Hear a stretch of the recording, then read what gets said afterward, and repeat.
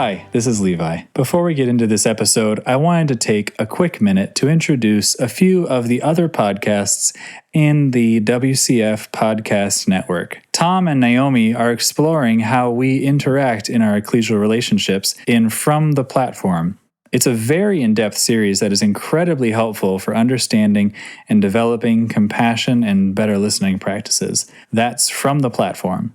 Sam Taylor from Cleveland, Ohio, produces weekly devotionals in Pause to Consider. Think Mr. Rogers meets Fireside Chat. I love Sam's humble style and think every episode is fantastic. You can find both of those wherever you get your podcasts or on our website at wcfoundation.org. Now, here's the show.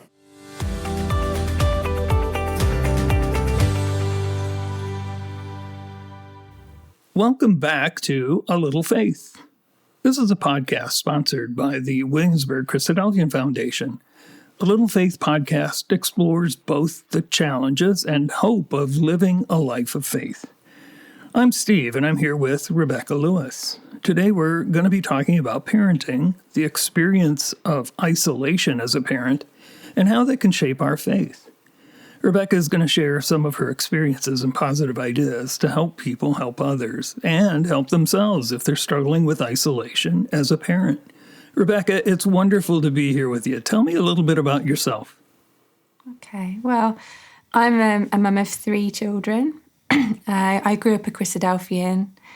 I married a Christadelphian. And my husband left the Christadelphians a few years ago. And after that, we decided to have children. So I took my children to church on my own, which was quite hard. Probably a little bit more difficult than it would have been if my husband had been there too. But it did make me realise that even when both parents are able to take their children to church, it is challenging being there with children, because I don't know whether anyone's noticed, but they're not very good at sitting still and being quiet. But also it felt isolating at home, and I realised that all parents must experience this.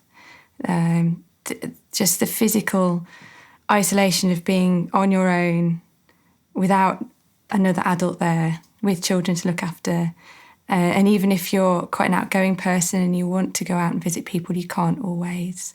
You're stuck in because of quarantine, or, so if you've just come down with chicken pox, that's a whole month written off at home. But you can't go out in the evening so much. And it all sounds really obvious when you say it out loud. Like, why do I need to talk about this? But I think it did affect me a lot more than I expected it would. And it made me realise how, before children, I probably wasn't that understanding of what parents go through. And I felt it was an important thing to share, that was a struggle, even though it was such a wonderful time as well. And my children were all healthy. I had support from friends and family. I didn't feel like I couldn't cope necessarily. I did sometimes, as you do when you don't have enough sleep. But for the most part, it was just a natural human experience. And I think there were parts of our Christadelphian culture, but also just Western culture generally, which made it more difficult than it needed to be. And I think if we can all try to make it that much easier when it's such a challenging time in someone's life, then that's a good thing to do. So it took me a while to get my head around all my newborn fog that you get into when you have children, that you are so sleep deprived and everything's so new and you don't really have a clue what's going on. You're just kind of trying to survive each day. But after my children were a little bit older, by the time my little boy was nearly 2, I felt able to a bit more articulate what I'd been through. And my friend Richard, who is the editor of the CIL magazine, asked me to write an article on what it's like being a parent and feeling isolated. And I'm really grateful that I was asked to do that, because it made me just put all my thoughts together. It was very cathartic. I was able to write down lots of stuff that, made me feel frustrated, hard times that I'd had. And then I was able to neaten it all up and put it into a little package of something that might be positive and help people, to help others really, and help themselves if they're struggling. So, one thing that you said, things in Christadelphian culture and Western culture. What kinds of things are you talking about that lend themselves to this problem? Yeah, I think we're starting to come out of it now, but I think certainly, I think we have unrealistic expectations as to what children can cope with in a formal environment. As services tend to be very long, they're expected to be quiet and still, and if they can't be, then we go in another room. I didn't really think about it until I became a parent myself. It seemed like a perfectly reasonable thing to expect a child and a parent to be in another room so that everyone else can hear, and so that there's not disruption. But the more I sat in that back room, child after child, year after year, the more I thought, actually, I don't think this is necessarily reasonable to expect this physical isolation for both the child and the parent. There must be a way of including the children more in what's happening so that the parents can be included as well. And I think, I do think that's quite a Western way of doing things. I've lived in a non-Western country for 5 or 6 months before children, and they seem to do things very differently and just generally be more relaxed. And I started to think, if Jesus came to the ecclesia, the way he used to approach people who were on their own and search out people who were on the fringes, I thought, actually, where would he go to sit during the service? And it made me think, well, actually, he probably would go and sit in the back room. And that's where I thought, this needs to change, really. That's a lovely idea. That's true. Yeah, it really is. I mean, we have it's our side room. It's in our back room in our ecclesia with a monitor on the wall and the cameras there, and there's the PA system, whatever, but and a rocking chair and a sofa, but yeah, you're over there. Yeah. And not part of that group. Sometimes it's nice if you've hardly had any sleep. You can have a cup of tea, put your feet up, close your eyes. You don't have to worry about what the speaker's thinking. But yeah, other times it does really feel like you think, well, actually, I could have listened to this at home. And my children would probably be more settled and happy. I would have probably heard more. And I can't really talk to people after the meeting very much, because I either need to leave straight away, or I have to change a nappy, or I've got to tidy up all the toys, or I've got to follow around my toddler because they just want to walk constantly. So why am I here? I'm really grateful to a good friend of mine who started to sit out in the back room with me, even though she had no children. And she just realised that I needed the company and the support, and that just helped so much. That's super. Yeah. That's a nice suggestion. Yeah. If somebody picked up on that, to just say, I'm going to go sit back there because I'll hear it. Yeah. The PA, but the person won't feel like they're all alone. Yeah. But the basis of this, the podcast is called A Little Faith. So the idea is to talk about faith issues and help people in some small way, hopefully, to develop faith or preserve faith and that sort of thing. Did you feel like this was really in a fundamental way, the child rearing and going through, and especially since you sort of lost some help with that your faith was suffering? Or how did you know that this was not a good thing? Or did you feel like you were in trouble? I don't think I felt in trouble. I don't think I felt like my faith was being jeopardised necessarily, but in a way it made me appreciate it more, because I realised I was getting really sort of thirsty for more spirituality in my life. So in a way it made me appreciate that side of my life more. It made me realise that it was very important to me.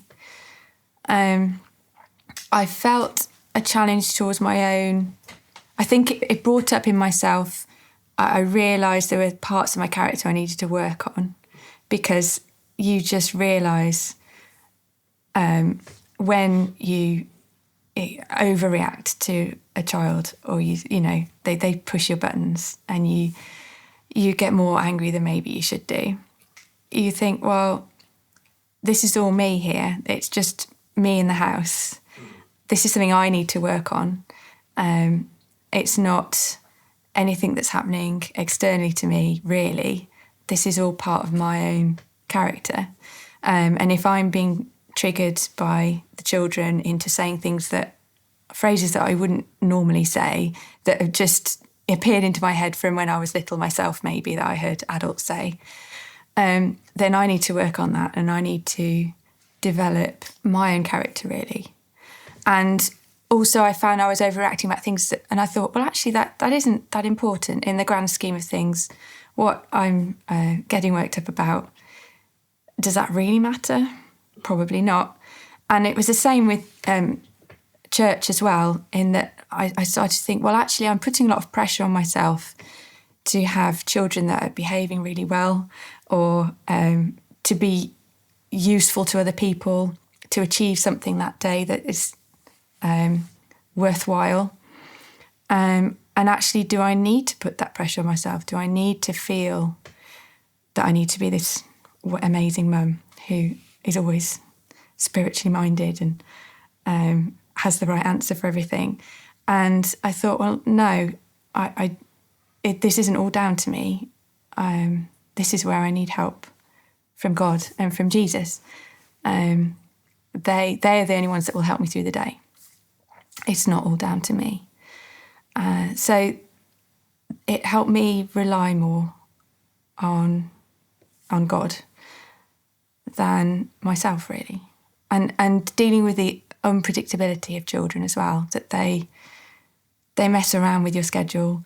They will suddenly get ill, or they'll suddenly have a meltdown, and you will be late, or you'll have to say, oh, I'm sorry, I really can't make it today.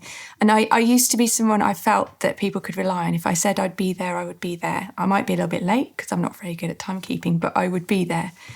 And I had to accept that I couldn't necessarily be relied upon anymore.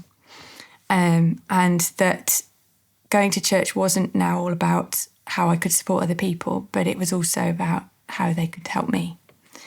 And that was quite humbling, really. But yeah, I think that's how it affected my spirituality. It was making me realise I needed to rely on others more, and I needed to rely on God more. So yeah, I think for me it wasn't putting my faith in jeopardy necessarily, but it made me relook at what was important and what I wanted to pass on to my children. And I also felt that with children, you're basically, as a parent, you're modelling God to them.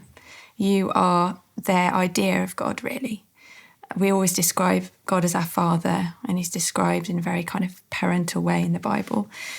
And when they get older and they think of God as their Father, they are going to relate to God the way that they've related to their parents.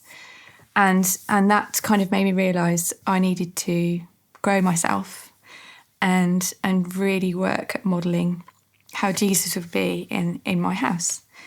And so when I found that I was being maybe not as patient as I could be, I thought, well, I need to work on this.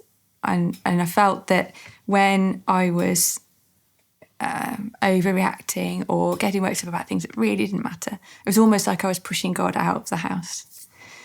And I wanted to make sure that, it was he was the focus.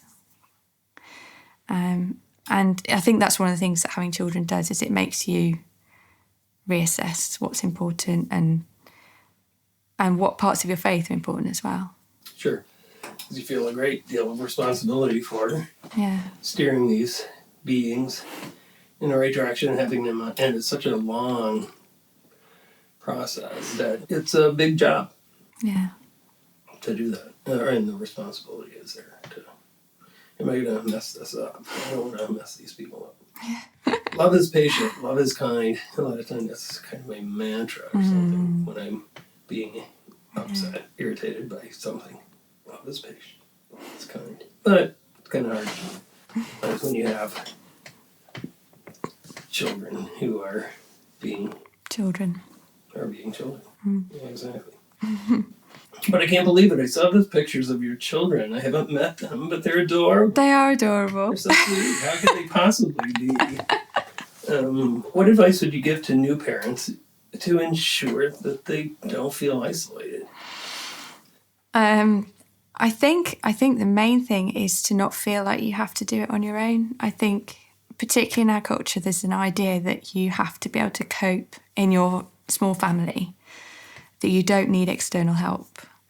And I think, particularly in terms of our church life, we really need to try and include other people in that family, to extend the family outwards. And one of the main reasons to do that is to ask for help. But it's quite hard to articulate what kind of help you need sometimes. But I guess what I'm trying to say is not to feel like you're failing as a parent if you need help and support, but that's normal. One practical thing that really helped me was having wireless headphones, because I could walk around with the headphones on. I could listen to something, I could watch TV, I could listen to podcasts, listen to church talks, and if the baby was crying, maybe they had colic or something, I'm just marching around the house with them.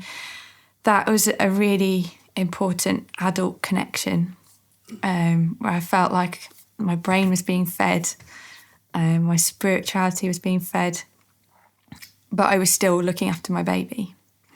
And that really, really helped. Online, I developed more friendships online, Facebook groups and things with other Christadelphians, and found more information online, more talks, more articles. I guess I kind of started to build up my own new support network of different people who I could call on for help or know that I would be able to see regularly. I started to plan ahead a bit more with school holidays. So I used to find at first, suddenly all the little classes I would take my children to, all the people I would see,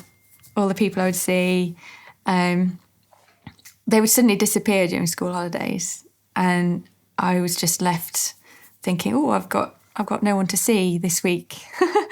So I now plan ahead. I book people in before they book with other people, just to make sure that we've got regular contact with other people and it's not just us. And the main thing I think was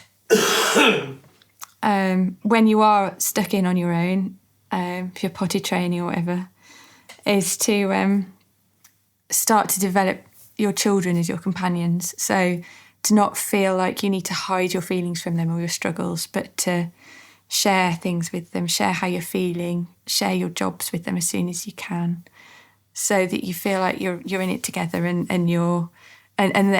they will start hopefully to understand when you're having a bad day, how they might be able to cheer you up, and that it's okay to be a grown-up and to not be necessarily happy and breezy all the time. And then I think once you're able to kind of cultivate that understanding with your children, and they, as they get older, it just gets much easier.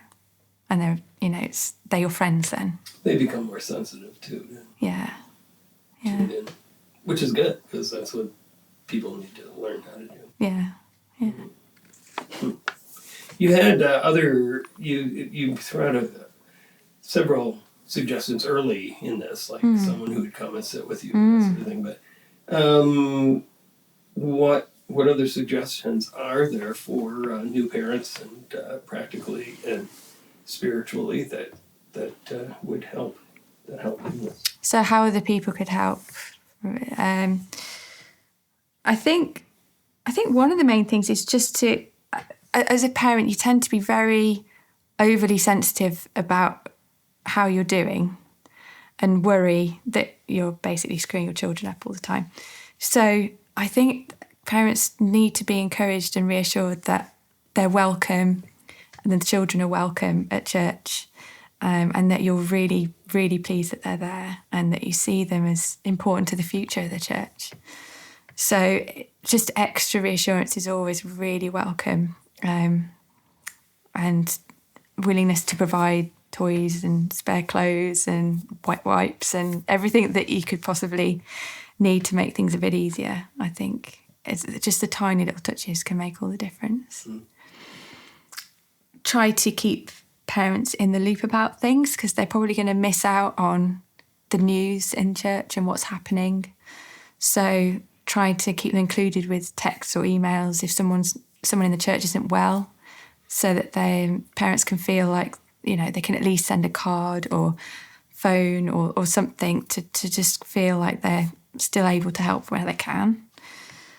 I went to a kind of coffee morning that an elderly sister organises, where she had kept all the toys from when her children were small and would get them out on the living room floor, and the children would play while we listened to a talk. And just the warm welcome and the coffee and cake and it was just lovely and really made a difference, because that was basically my talk of the week, was going there.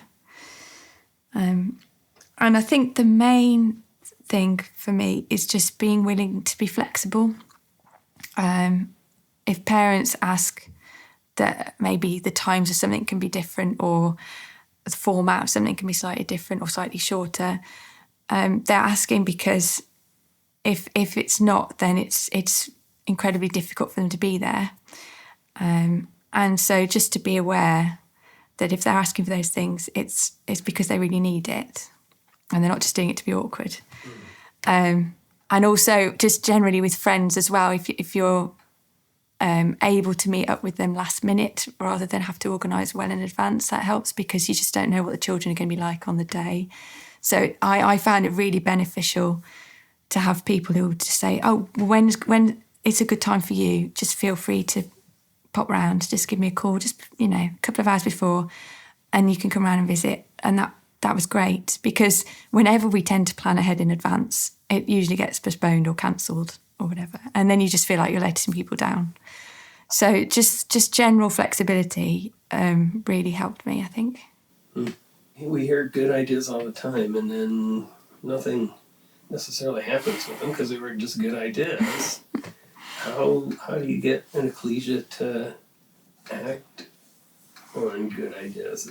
Yeah, that's a hard one, because it's at a time in your life where you really don't have the energy to be persistent.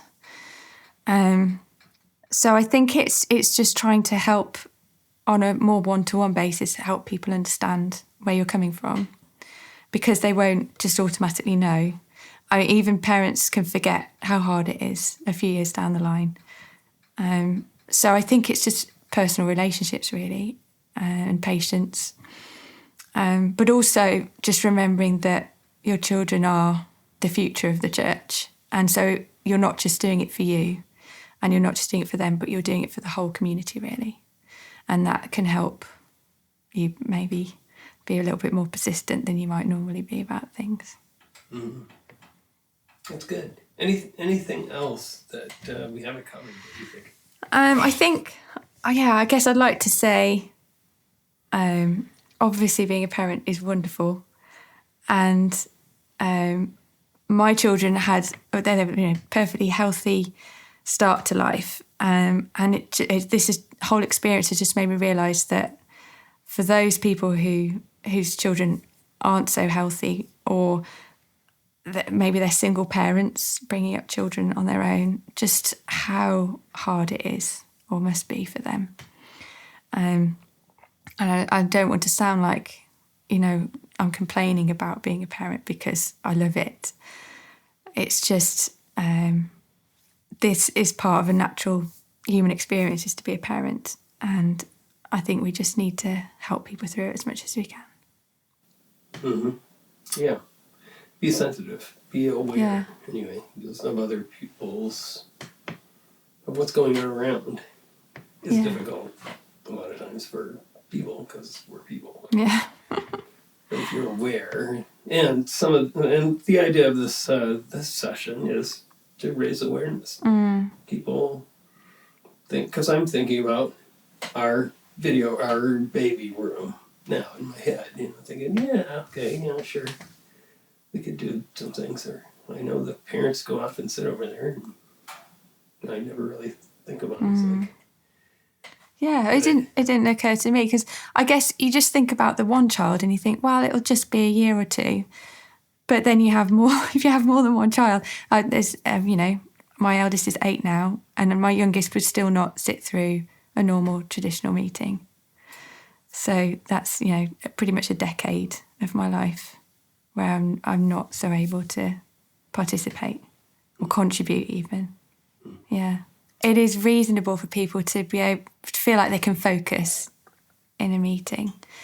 But I think that goes both ways. So if a parent is never able to sit in a meeting and focus because they're always with the child, then maybe 1 or 2 of the meetings in an ecclesial calendar can be more child-friendly. And then the other thing is I suppose it occurred to me that actually this is often the parents' only quiet time of the week, where they do get to just sit still and maybe listen. Whereas I think some of the other people who are used to quiet all week find it more distracting when it's not quiet. But perhaps if they can remember that during the week, they will probably have some moments where they can sit and have some uninterrupted quiet, and that's their uninterrupted quiet. Maybe it can help them be a bit more patient, I guess.